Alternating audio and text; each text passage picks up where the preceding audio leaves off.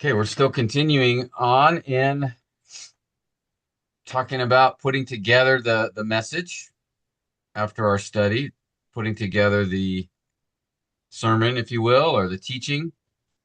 Uh, and we've covered a number of aspects so far. Just looking at, Mm, we've discussed the basic structure of a sermon that to help be clear in our as we go through the text, the introduction, the body, conclusion. Of course, the body is going to be the the biggest part, right? That's where you actually are going through the passage. The introduction is merely to present or introduce the passage, and then the conclusion is just bringing things together at the end. So those should not be very long, but the body is actually going mm, through the passage. And as we've discussed already, these the six P's, as call them, the point, the proof, the picture, the plan, persuasion, and then the problem. So we've already talked at length about these. The point is, stating the outline point. By the way, this is for really, I should note for each outline point. So you're going to have a main point of the sermon overall, and then that main point may be presented by a few outline points, two or three or four, or depends on the passage. And then for each outline point, uh, these six P's are recommended. So one is state the point, and then the second is to explain it. That's the proof. That's where you go through the passage and make sure to explain it, pointing them to the text so that the people can see where and mm. how you got that point. They should see from the scripture itself, not just this is what I think, but this is why I see that in the text. And so you're explaining passage. And that in that explanation, you'll also include illustration and then or picture. And then the persuasion, that's the call for them to respond. And then last session we were together, our focus was on uh, the plan or the application. We spent some time talking about that. So again, persuasion is the call to respond. Uh, the plan or application is giving them ways they can respond, specific ways to respond. All right. And so this is important to remember for us that not only is our goal to be accurate and clear, of course, but also we want to help them know how to respond to it. Okay. We must instruct, then persuade, call for a response, and then provide some help with that. I had one pastor tell me one time, don't dig a hole, don't dig a hole in your sermon that your people fall into without helping them to get out. In other words, if you might point out a problem or a sin issue or a concern or, and you point that out and then just end the sermon, you're not helping them because it's like, okay, now they're falling in the hole. They understand I have this problem or I now understand this truth, but what do I do with it? Mm. And so we want to just help them in that process to know not only that they should respond, but how. Give them some ideas. And we discussed last time we were together one passage that I think is helpful in as we think about application, and that is to consider what kind of uh, people are listening to the teaching.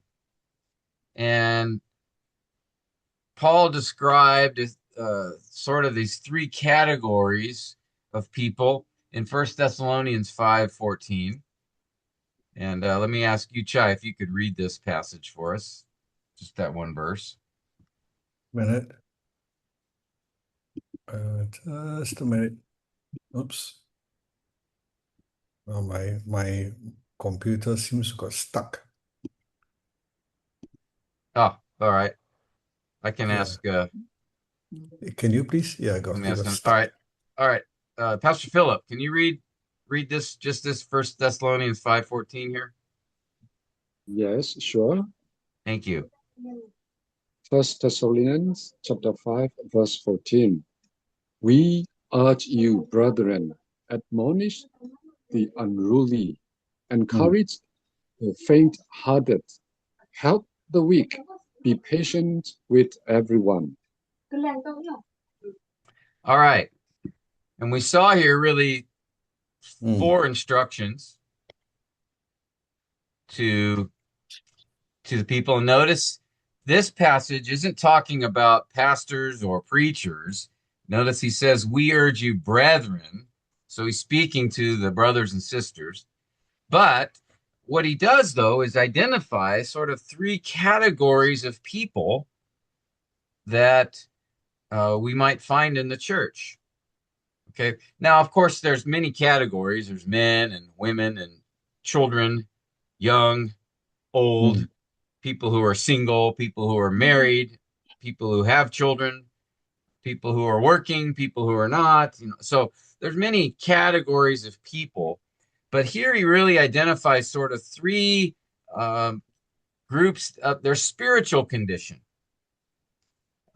So I thought this was helpful for teachers and preachers because this also can give us an idea of the kind of people in the congregation or in our teaching group, and their spiritual condition.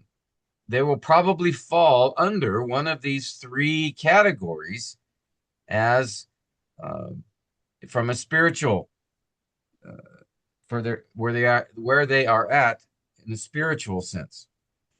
And so Paul says, "We urge you, brothers." So this is hey, you need to do this. And then what he says, he gives four instructions. So there's well, I guess there's four categories of people here: the unruly, the faint-hearted, the weak, and then everyone. So everyone is a category, I guess. Um, but really, we'll focus on the first three. There are generally speaking, sort of three groups, three spiritual conditions within a group of believers. The first he called the unruly,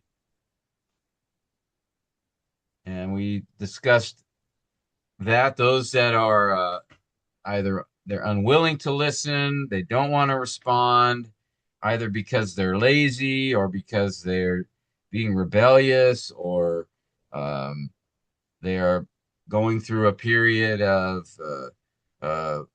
just not walking with the Lord as close as they should. And so these are the ones that don't really want to apply the passage. They'll listen and then either ignore you or just say, I don't want to do that, or that's too hard, or I don't feel like it, or I know I don't want to obey that. So that's the unruly, the undisciplined. And so Paul says his instruction to them is admonish. So warn, exhort, call them to respond, um, is the idea. A second group of people are those that are called the faint hearted or the discouraged. The discouraged. The Greek word actually here means small souled.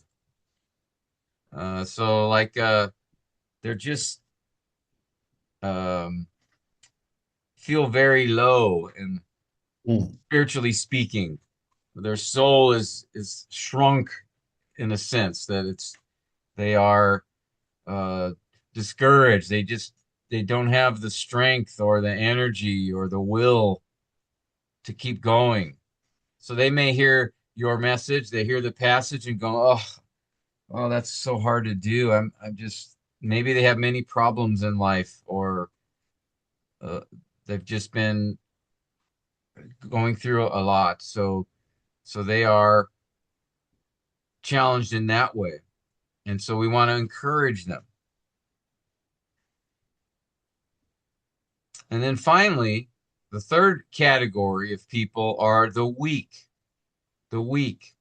And this could be emotionally or spiritually or mentally weak, but I think the main idea is in a spiritual sense, the immature. They're not. they're not very mature in the Lord, or they just don't know, they don't understand mm, um, this kind of thing. And so Paul says for them that we need to help them. So instruct them, show them what to do, show them what it means, give them ideas, um,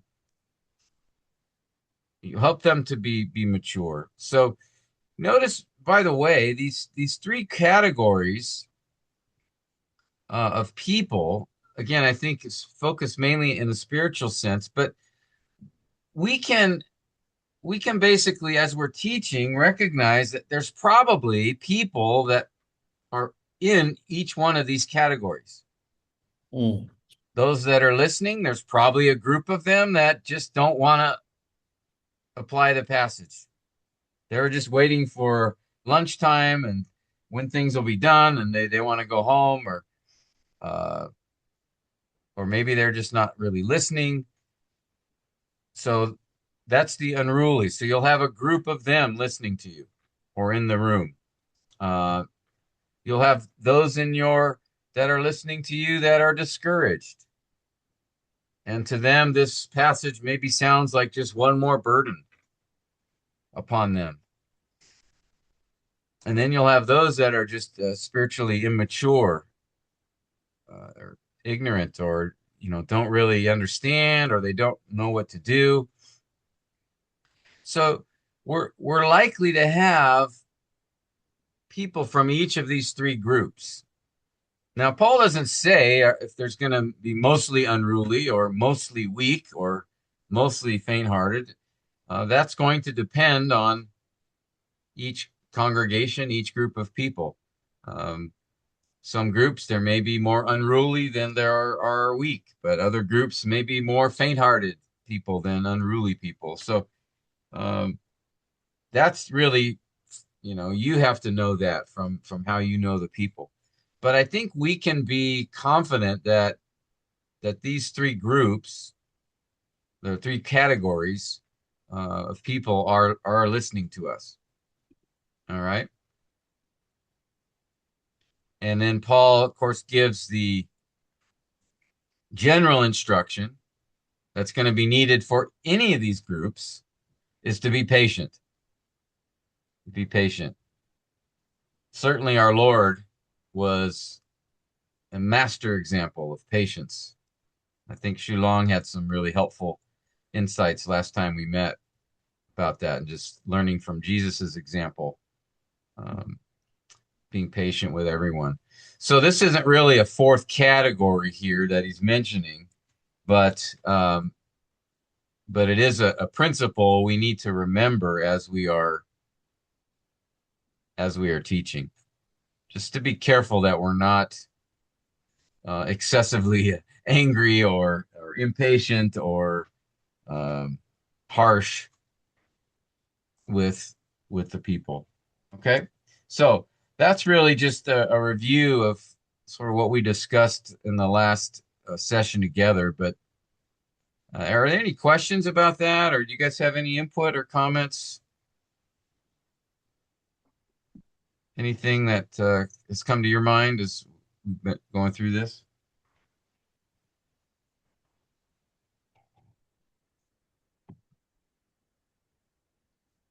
Yeah, in my experience, it's been a big struggle with people that believe, but they don't.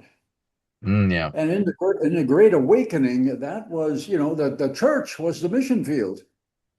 They had a little interest for some way or another. They had a little bit of connection for some way or another, but they were mostly nominal. And I think what I saw when I went back to the States in May and June, boy, it is evident that our churches are getting, well, they have a lot of programs.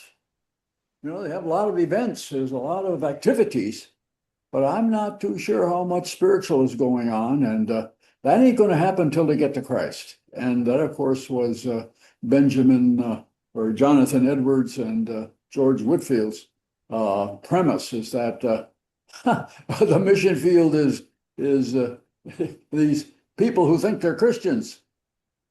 Yeah. and they have believed something, but they haven't really been converted, and so if they get the fire once, well, that's great. But the way is very much narrower than what we thought, I think.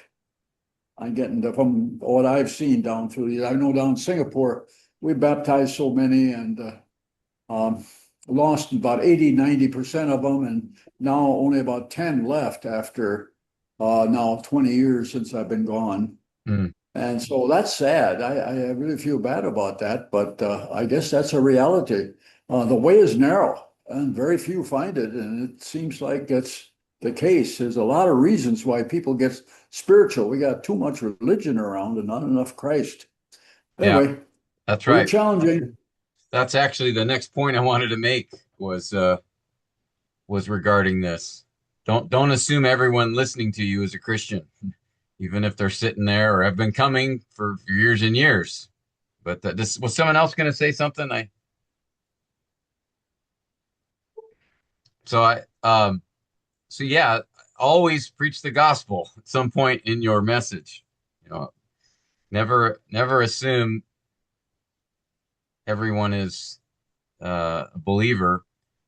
Never assume that all are walking with Christ.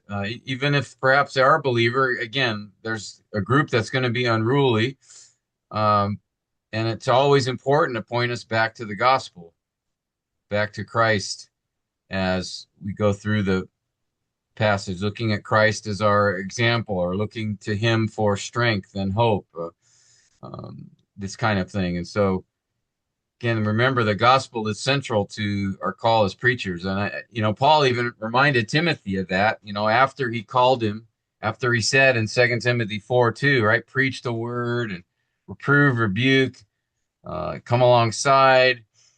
He, at the end of that list, when he said in season and out of season and people with itching ears, but then he says, do the work of an evangelist.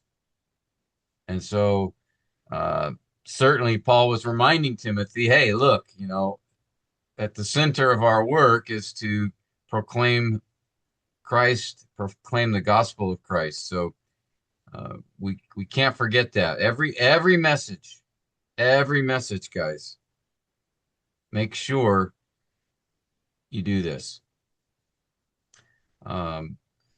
Certainly, the thing I would recommend in doing that, though, is connect the gospel to the message. Don't just wait till the end all the time and do a altar call.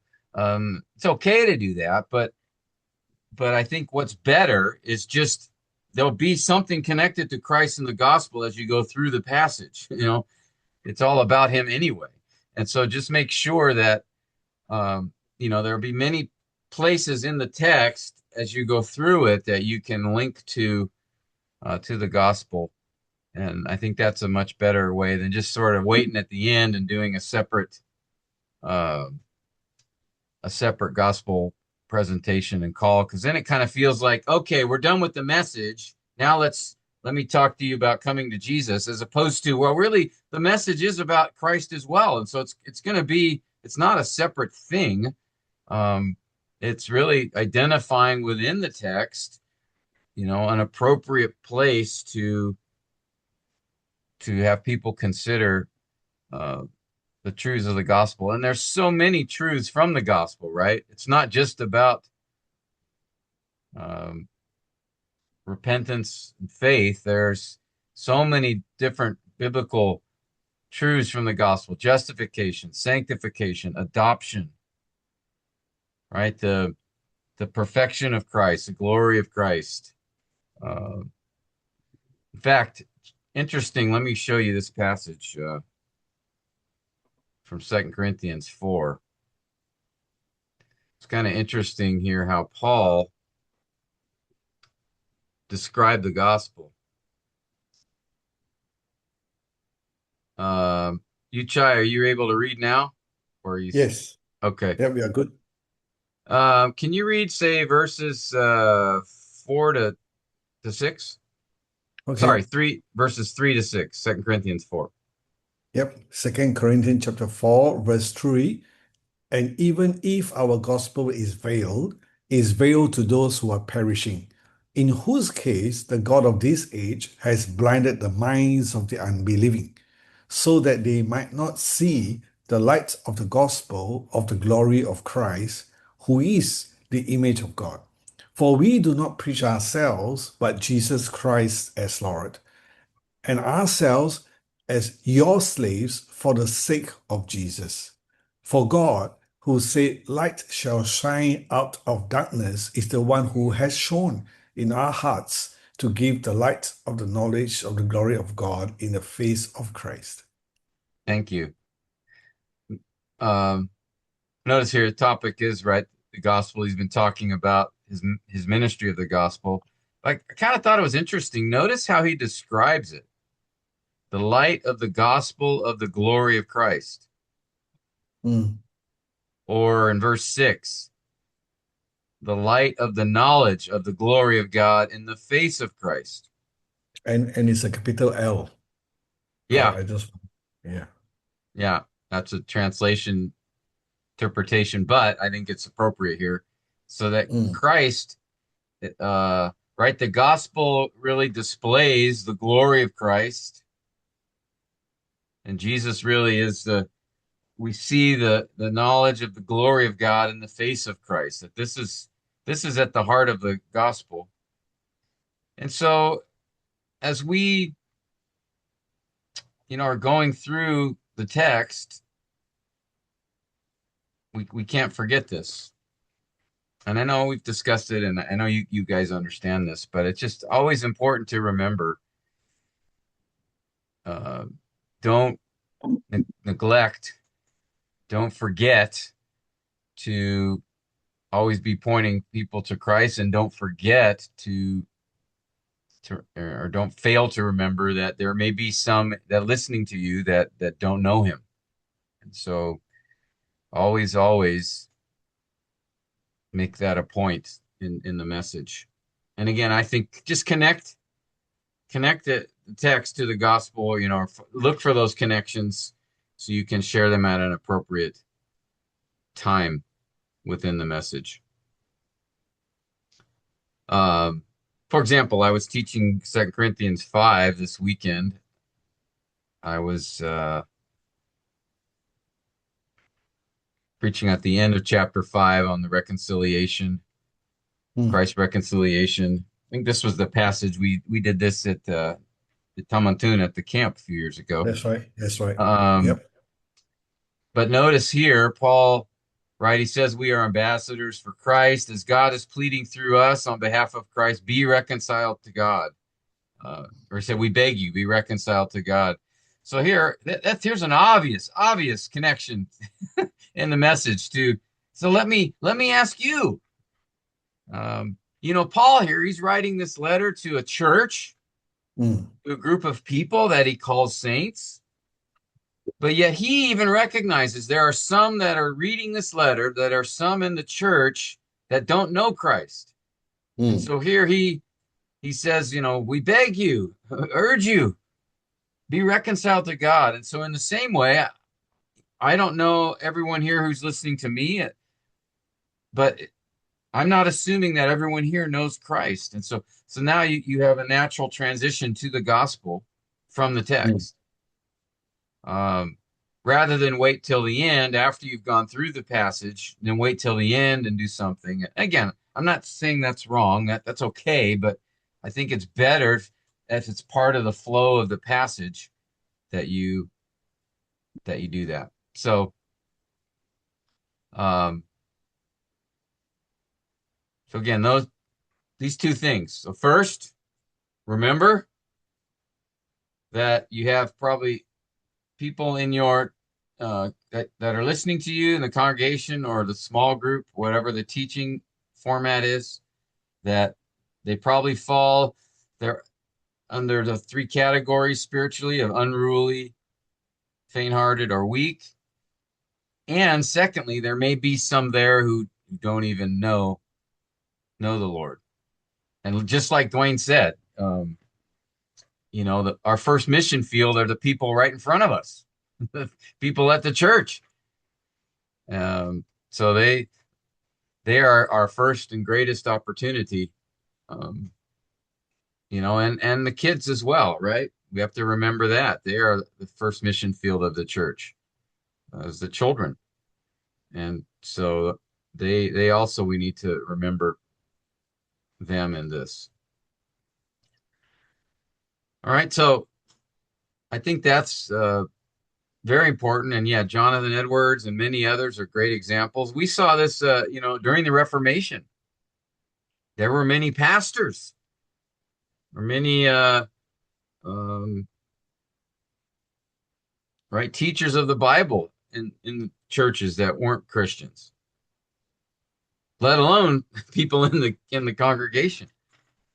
And so many pastors came to know the Lord during that time, the as well. So, questions or thoughts about that? I know we've talked about this before, but this is a good point to remind us of this. I have a question. Uh, is that to I understand the need for Christocentric preaching and pointing to Christ and the gospel. My question is like to what extent and to what extent really? For example, I'm in the middle of preparing Genesis chapter 30 for this Sunday sermon for another church. And really, it is the account of the children of Jacob's or the sons of Jacob's.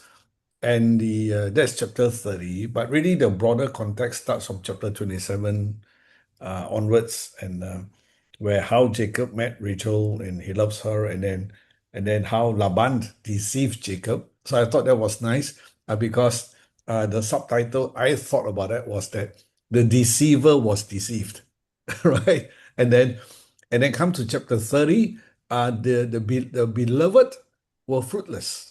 Rachel was fruitless, and then the unloved was actually fruitful in this case of Leah, right? Then it goes on to have various children, and then Bilhah get involved, the mate, and then Zilpah, I think. And this is like a repeat of what Sarah did is with Hagar, all right?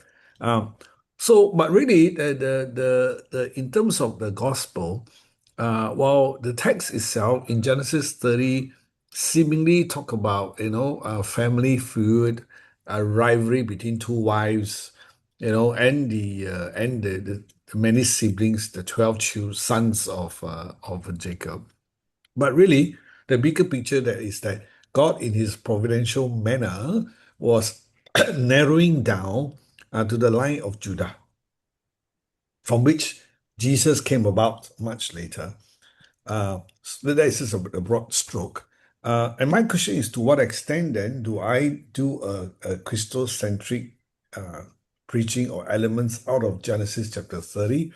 Uh, would it be suffice to say that really God was narrowing the line to the line of Judah, from whom our Lord came, and or do I then go on and say that, just like what Genesis, I know in Galatians chapter 3, I think just at the right time, uh, the Savior was born of a woman, and so on and so forth. So my question, to what extent is the gospel as from a narrative such as the Old Testament, in this case Genesis 30? Yeah, that's a great question. I mean, I think when so you're approaching this narrative, and oops, sorry, hold on a second here. Lost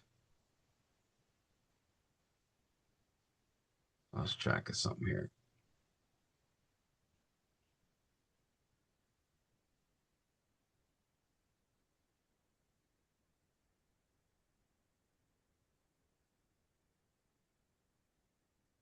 Give me 1 second here. Mhm. Where is that? Huh.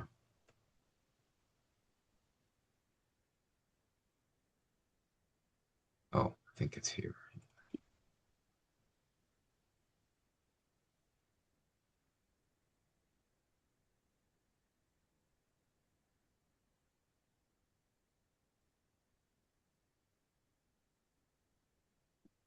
There it is. Okay. That's what I was looking for.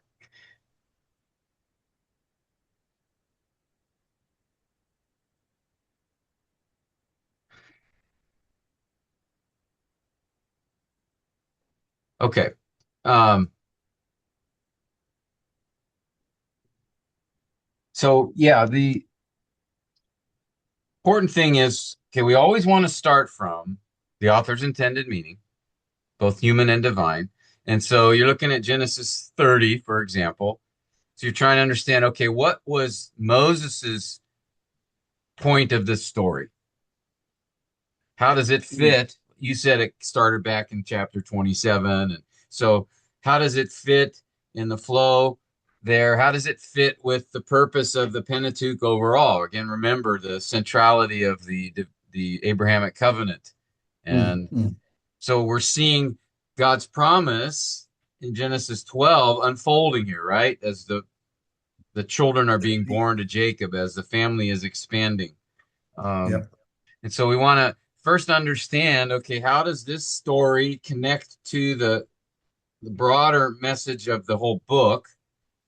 And then how does it connect to the stories before that, right? Moses is building on something. He's including these stories about Laban and Leah and Rachel and all Mm, this. mm. These aren't random events. He's not just talking about the history here. There's a theological purpose behind this.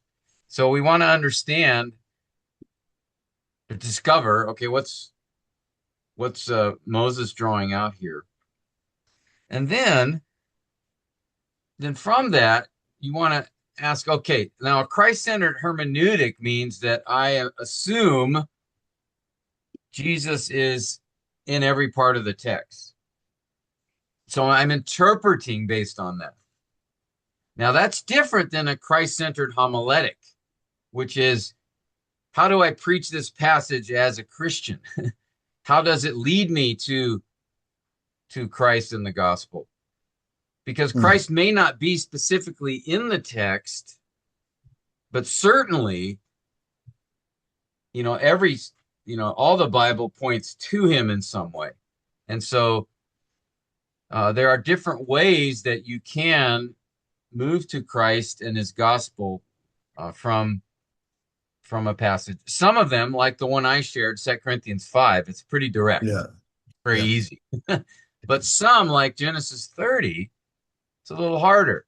And we have to be careful we don't act like the early church fathers who then just sort of came up with an Yeah. allegorical interpretation and they just, Yeah. because they That's were right. trying to figure out, okay, somehow, Jesus must be connected to this somehow. And so they came up with a whole system Yeah. of Yeah. interpretation that was wrong. Their desire was correct, their Mm, mm, motivation was good, but their application was not. And so when you think about it, let me this is what I was looking for earlier. Let me just share this. Maybe I don't know if I've given this to you guys before, but preaching Christ from the Old Testament. I don't know if you can see this. There was a very helpful chapter from a book by Sidney Greidanus called Preaching Christ from the Old Testament. mm, And he gave one chapter in the book, he gave several ways that we can go from the passage to Christ legitimately, not like just making something up. Like, oh, Laban in this passage must represent, you know, this, or Jacob represents Jesus. And so you just start making up connections that the authors didn't intend. We can't do that. But we neither can we preach the passage and not mention Christ. You know, we must remember we do have a Christ-centered homiletic. Again, that is, we don't need to force Jesus into every passage, but certainly we preach every passage in light of Christ. mm. There is a difference. So, how do we do that? Well, particularly if you're looking at like an Old Testament narrative text, but one, there may be direct references to Christ in the passage.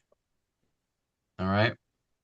There may be direct statements that link either through a prophecy or maybe the presence of the angel of Yahweh or something like that, which is the second one.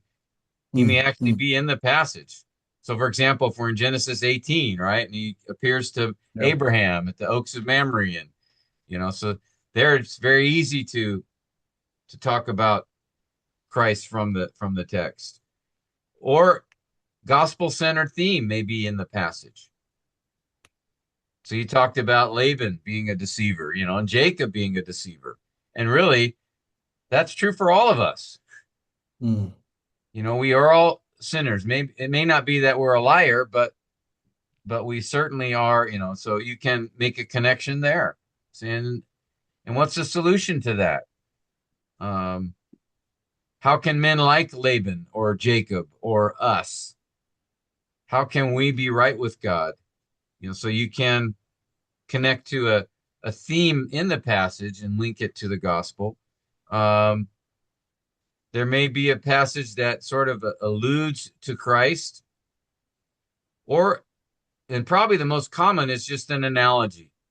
And that just means there'll be something in the passage that Mm, either mm, Christ is an example of, or that Christ is a solution for, or that maybe it's some event.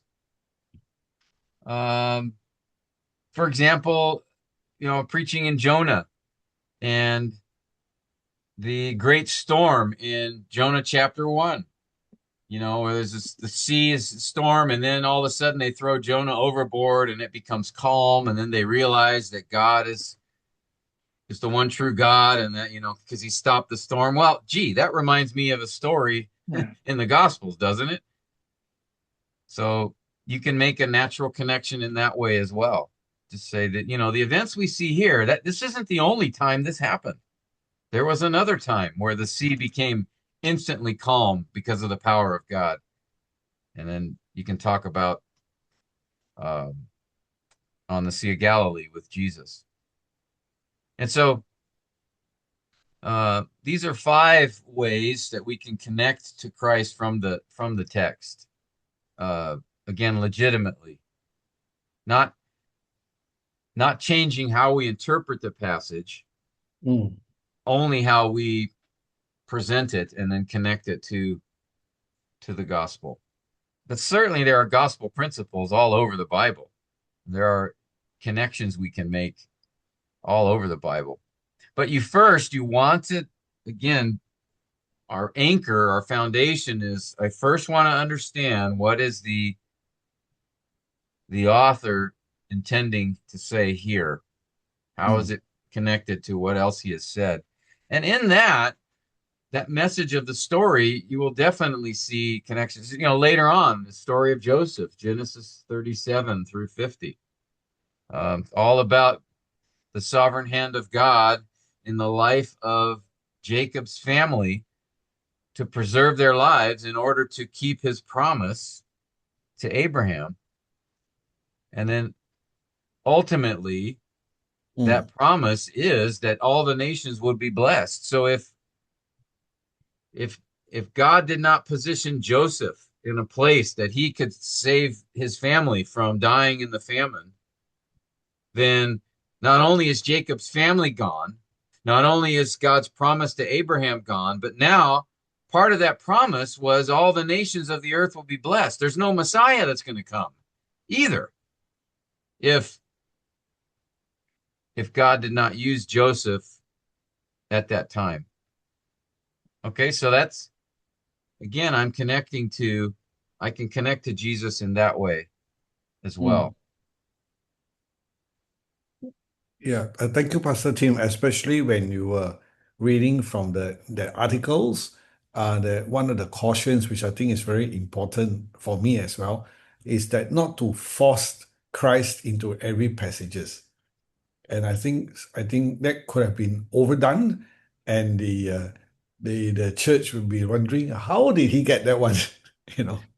Yeah, that's exactly the point. An important point is, if we just force our own interpretations into the passage, that we're teaching the people to do that. Yeah. And as you mentioned in the early church fathers, while the desire was good, but the hermeneutics is like they are preaching. I mean, whether there's a Christ or not. I think we talk about this. I'm not sure here or where. You know, the parable of the Good Samaritan, how the early church fathers Yeah, interpret it in an allegorical way that, that the inn is the church and uh yeah, the guy who was robbed was a sinner, right? yeah. Well, the guy who's robbed was Adam, It's Adam, and okay, yeah. and then the robbers were Satan, and Yeah. then so there's all this. So the problem there is too that they missed the whole point of what Jesus himself was teaching. That who will you be a neighbor to in Who is answering in to the teachers Yeah. of the law? So they totally missed the point that our Lord was explaining. And that's why he gave the story. It wasn't a whole allegory of salvation. But I It find it was quite funny, Pastor. Sorry. No, go ahead. Yeah. No, I find it quite funny with that kind of allegorical way of interpreting it. Then who is the innkeeper then? Is he the pastor or is he the Pope? Yeah, there were different interpretations of that. My favorite one was Paul. Paul was Oh, the I see. innkeeper. But yeah, I think the Pope came up with one. Of course, not, when Augustine and Origen and those guys were interpreting it, there wasn't really a Pope yet, but um, yeah, they had different ideas. But I think Augustine said it was Paul, Apostle Paul. I see. So, we just want to be careful. And let me just Mm, close on this point just to emphasize. Oops, that's not what I want.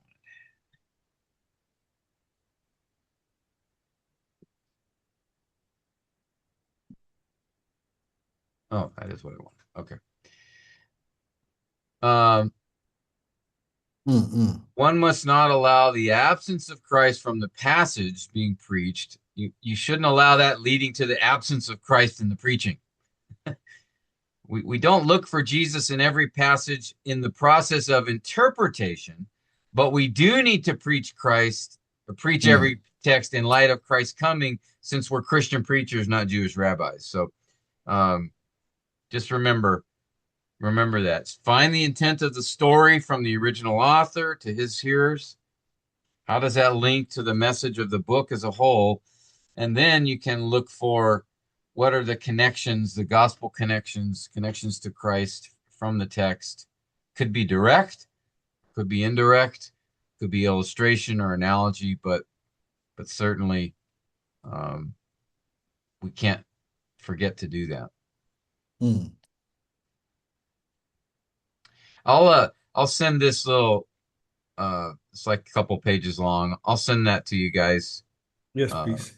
t tonight with the notes, just so you have a you can do more study on that. But again, I think this book, Preaching Christ in the Old Testament, was helpful in Mm. in this. Good. Any other comments or questions?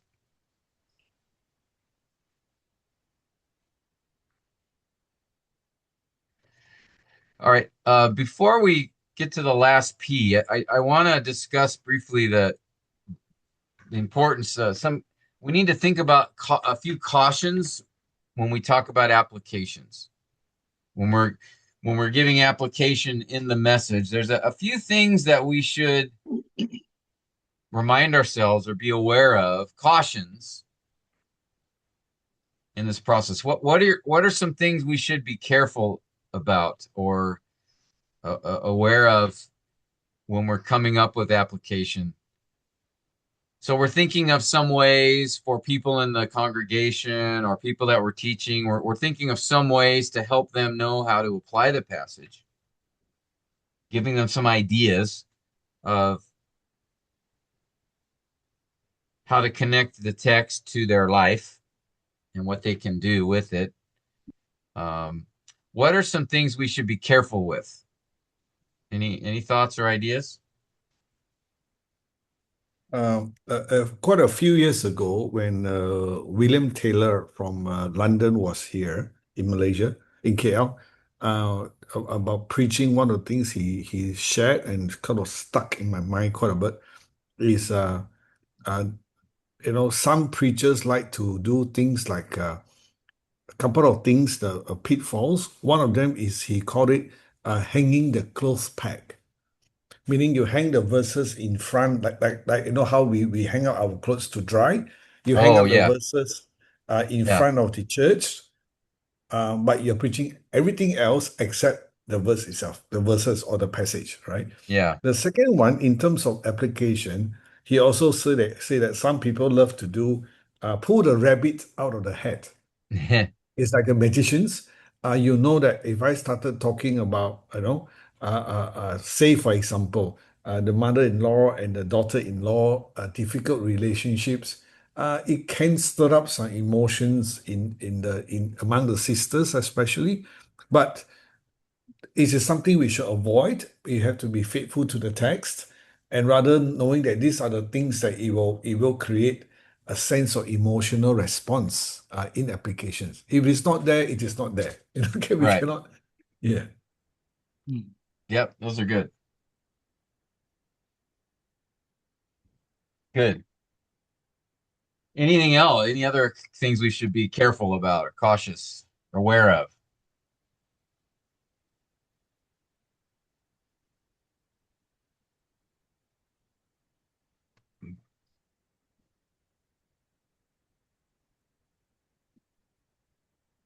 I notice as well, it's good to have the application. Let's say the sermon has got three main points. That applications follow after each of the main points rather than waiting until the end. You kind of lump all the applications in one go, and by that time, the people may not remember the first point very well, and probably you're running out of time and you're just rushing it through.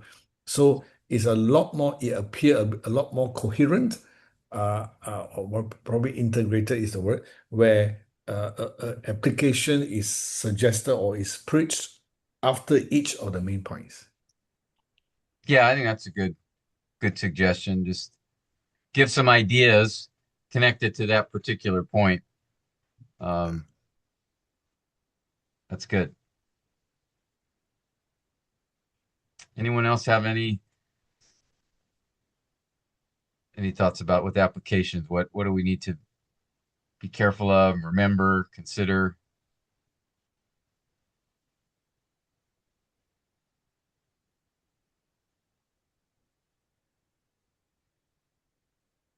I mean, one that comes to my mind is don't make the application an imperative. Um, if the Mm, text mm, doesn't do that, mm, right? Application is just a way to apply the text, but don't say, okay, so we've been talking about prayer, therefore you must pray every morning for an hour. If you do not, you're in sin. Well, the text didn't say that. It says pray without ceasing. So technically, we should be praying more than an hour. Uh, but don't impose an application and make it the same level as the text. mm, You can say, one thing I do is I pray first thing in the morning for, you know, whatever, an hour, 30 minutes or what. This is one way that I've applied the passage, and I would encourage you to make that a goal for yourself. Okay, that's very different than saying, you must pray for an hour every morning. mm, mm, mm, Um, so we have to be really careful we don't elevate the application to the same level as the passage, you know, uh, itself. Just be careful. mm, And then too, as we mentioned earlier, carefully think about the people you are talking to as you're thinking through application. How would this apply? Someone who's discouraged. What might be a way they could apply the passage? How about someone who's unruly or someone who's weak? So be considering these categories. And then even beyond that, you know, uh, is the person, if the person's single, or not married, there may be if the person has children or doesn't. So you want to be keep in mind the different types of people. Now you can't address every single type of person in the whole group, but it's still helpful to be aware and then to make sure over time you're addressing all the groups. So today I may focus on, married people, but next time I should maybe address the unmarried people. Or, sometimes the text you may focus on um, people who are discouraged, but next time maybe focus on those who are unruly.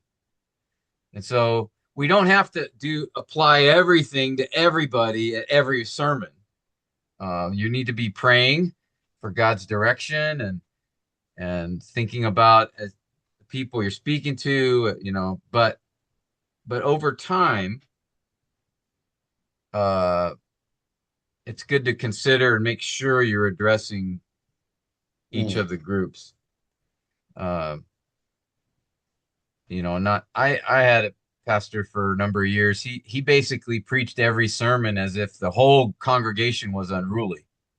So he was often rebuking and just very harsh, strong. Now some people in the congregation needed that.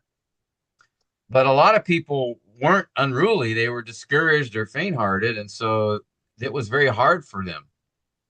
They felt lots of, pressure and guilt um, and mm, so, mm, we want to be careful we don't just make it the same group that we're talking to every week. mm, Okay. And then make sure the applications are grace driven, not guilt driven. mm, mm, What mm, I mean by that is, encouraging folks that ways to apply, but then looking to the Lord for strength and direction and example. Again, I remember Shulong last time we met was talking about this idea, just the importance of pointing them to Christ as our example, not only our example, but also the one that we look to for strength and help. As Paul said, I can do all things through Christ who strengthens me. So let's remember in our application just the encouragement to it's not something you need to figure out on your own, but look to the Lord for that help, direction, example. But I have something to add in. Great. So Go ahead. yeah, actually, what comes into my mind is we have the tendency when we talk about this application, we always have a favor to use Mm, uh, maybe ourselves as an example. yeah, that's true. Yeah, then Be careful. we will just yeah we'll be very careful. We was it when we are doing that. We will say I will do this. I will do that. Yeah, I just used the was it that the passage from James 2 chapter 2 talking about I can do this and do that if God allows me to do that. Because Hmm. I joined the what's it called chorale. Then when the who is that the director asked me to go back to the to rejoin the group. I said I use this passage because I cannot say I will mm, certainly do this. I will certainly do that. So this made me always remember when I teach each passage, I avoid to use myself as was an example because I won't was make myself to so determined to do to say hey I will do this I will do that. Yeah.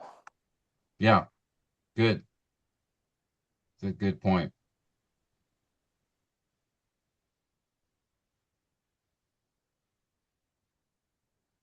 All right, great. Any other inputs, thoughts?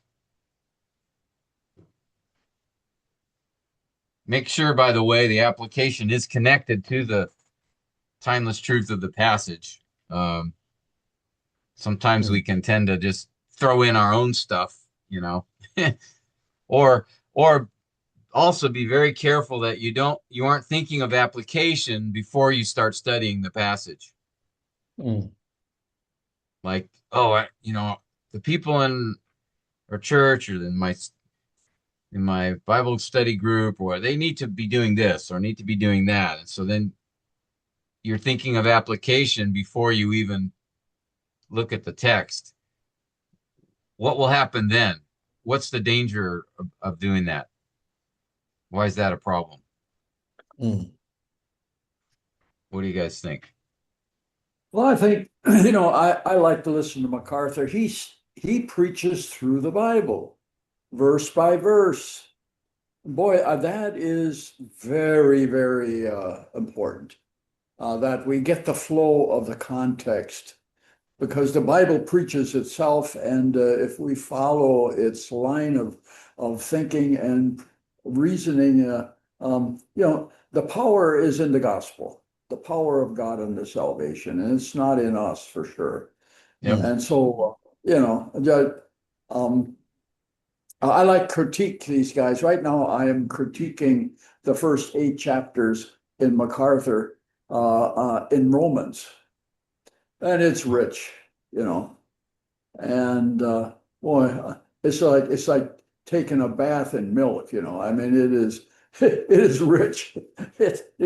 It just I can hardly go to sleep at night. It's so rich. As no, it's there. Christ is the theme from beginning to end, and you don't mm, have to create it. It's there. And of course, his gospels. I've got a daughter that's now getting to be 61, 62, and she's had Bible studies in the neighborhood for years, and it's growing into quite a thing. And this morning she was on Zoom, and I catch it. She's at night back there in Wisconsin, and I'm in the morning. mm. And boy, I've got a lot of notes, and her son helps type it out. And it's verse by verse through the Gospels, life of Christ. You can't do that in a lifetime. It's so rich, Mm. and oh my, yeah, it's such a privilege to be able to handle the Word of God. I really enjoyed my privilege in Singapore where I could preach three, 4 times a week. No, not quite that because we're mostly Mandarin, but yeah, I can still. I don't know what I'm going to do with all my outlines, but I'm sure enjoying it. And yeah, preaching is a privilege. Wow, it's just what a blessing. So, what is it like to take a bath in milk, Dwayne? I've never done that. Well, when we was over at Batu Bahat this week, we got a bathtub. Well, bathtubs are really rare. And of course, back in Wisconsin, we use bathtubs. Here they use showers, they Yeah. don't know what that is. But yeah, that, I don't know about milk. That would be special. Yeah, you But mentioned that's like taking a bath in milk. I was just curious. I got it. That's a tension getting technique. I was told that the royal families in Malaysia bathe in milk. Yeah, I wouldn't be surprised. Oh, Yes, really? they do. Yes, that's why you see the complexion and the skin very soft. Oh, okay. That's to me kind of weird, but Yeah, but they can afford it. expensive. Yeah, it's expensive. They can afford it. Yeah. Mm. Yeah, good point, Dwayne. I mean, it's I think application is important and helpful. We want to be careful that we don't over overuse it or use it inappropriately or wrongly. Um, so It's good to have a wife along there listening. Boy, she'll fill you in on what you need to work on. yeah. As did you find that too? Boy, I get lectured after every message I do if it ain't one to kill. Well, And I don't get a so I lecture, listen. but I get some I feedback. So listen. I listen to that. Yeah, feedback. Yeah. Yeah. Some of it kind of brutal, but I guess that probably is good for us. Well, At at least least, we can trust her to be honest, you know. yeah. Other people are gonna try to butter you up. She ain't gonna do that, but we all can always do it better. That's for sure.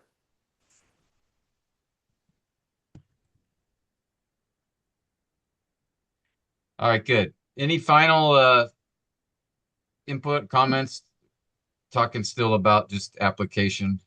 Um, Again, remember I think the biblical uh, basis for this is, as we talked about before, 2 Timothy 2, when Paul Mm. says, reprove, rebuke, and then most translations have exhort. And I mentioned that word for exhort was parakaleo, right? To come alongside. Um, and so it's this idea of you preach the passage, you explain it, you teach it, and now come alongside your hearers to help them not only understand it, but what to do with it. And so I think just coming up with a few specific ways to apply it may not connect to everybody in the group, but at least you want to get them thinking about, you know, um, putting hands and feet to the passage, if you know what I mean. Um, Otherwise, sometimes when we teach, it's kind of abstract. It's like, so we're talking about the meaning of this passage, and Mm, it can mm, be mm, easy for people to not connect that to them. That's why I encourage you to make your outline points more directed to your hearers. Instead of saying, the importance of prayer, we should say, we need or you need to pray. You know, make that the outline point. Or know the importance of prayer, or something that's kind of directing people to respond. And then mm, and then you may give some ideas, saying, I know some of us we struggle with praying consistently. Let me just give you a few ideas or suggestions that may help with this. First is start. I would encourage you to start read your time of prayer before praying. Start read something from the Bible. Let that lead you and guide you to prayer. Another thing I might suggest is, um, having a schedule, a daily schedule, and just write prayer time in your schedule. Or so you're just giving them ideas, suggestions. Um, Pray with someone else on a regular basis. That will encourage us to build a habit of prayer. mm, Um, so you're just giving different ideas. Maybe there's a book you could recommend on prayer, uh, or other passages. So the point is, uh, you're not telling them what to do, but you're giving them some ideas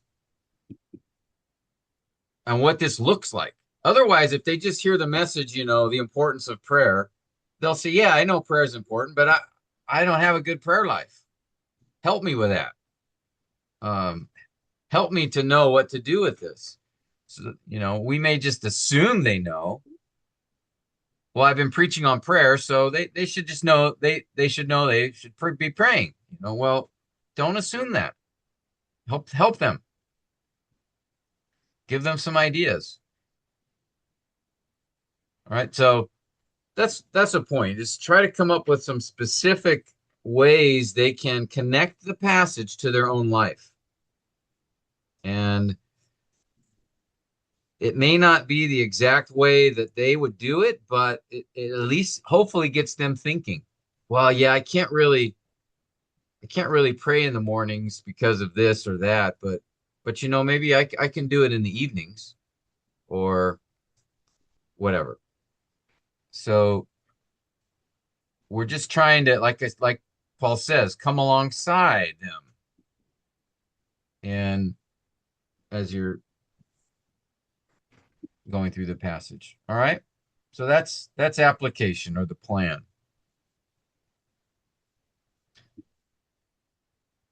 Okay.